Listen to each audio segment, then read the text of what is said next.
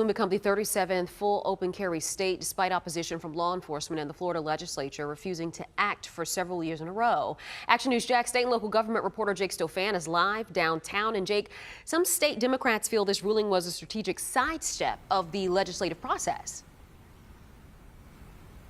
Well, there's still a lot of unknowns about how this will all work in practice and whether the fears of certain groups that came out in opposition to repealing Florida's open carry ban, including the Florida Sheriff's Association, will come to fruition.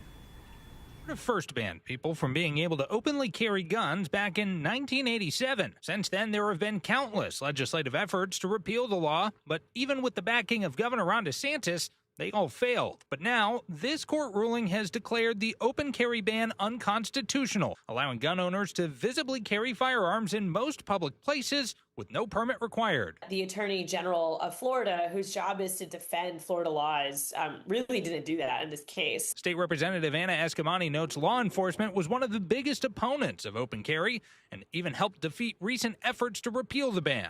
Now, she worries how their personal safety and efforts to protect the public could be put at risk. A mass shooting, for example, not only do we now have more guns involved, but it's harder to identify who the perpetrator is because more and more people are going to be openly carrying their firearms. But Eric Friday, the civil rights attorney specializing in Second Amendment cases who litigated the open carry lawsuit, argues with 36 states already having open carry laws on the books, the counter-arguments just don't hold up. History shows us that those arguments are made up, fear-mongering. Friday argues the court was clear in its decision that the law violated Floridians' Second Amendment rights. Even if the majority of people don't like it, it's still a right that we all have.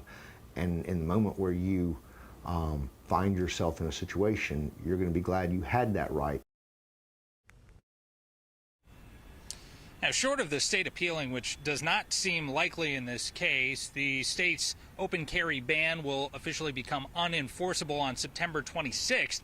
In the meantime, the Jacksonville Beach Police Department, Clay, Baker, Duval, and Nassau County Sheriff's offices have all announced they're already going to stop enforcing the ban. For local coverage and Count On Live downtown, I'm Jake Stofan, Action News Jax.